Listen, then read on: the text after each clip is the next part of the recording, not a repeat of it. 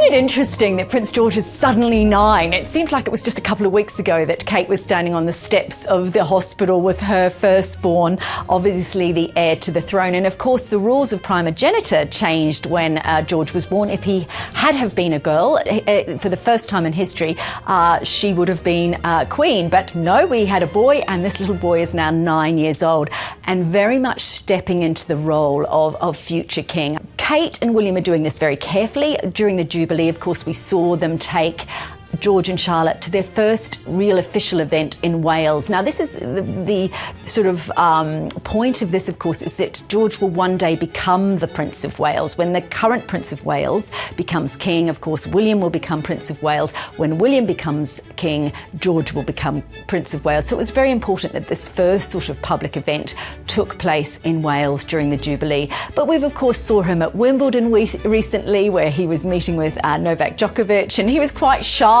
when asked, who did he want to win the competition? And of course, Prince William had to lean over and whisper to him, Djokovic. But he is a young boy. But at the same age, Princess Diana was taking William and Harry to meet homeless people. She was talking to them about AIDS and AIDS sufferers and HIV sufferers, which of course was a major condition during the 1980s when they were coming to that sort of age that George is now.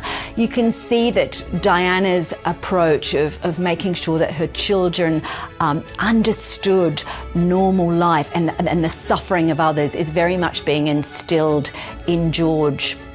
I think where we see a real difference, though, is in how he is being raised. Instead of being sent off to a boarding school, it's very likely that he will be a day pupil, as we think about the fact that Kate and William are looking to move from Kensington Palace to Windsor. Suggests very much that they want him at home in the comfort of a family, close to his grandparents, and having a life that's as normal as possible before he takes on, obviously, in years to come, this very serious role.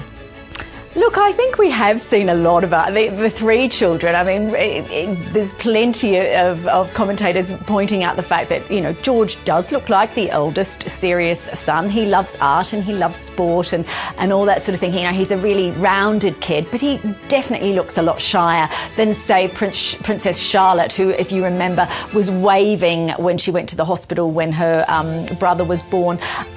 She, of course, tells Louis off and has, when we saw him during the Jubilee, whereas George is a more shy character, and then of course Louis is the showman of the family, the youngest child. I mean, it so often happens, doesn't it? The youngest child is always the ratbag with the family, and you can see that. That's probably a good thing. It's a great thing that George is surrounded closely by siblings who have character, who have personality, with Kate being, an advocate for early childhood education. She has had the latest statistics, data, research on really how to ensure that children have a brilliant upbringing.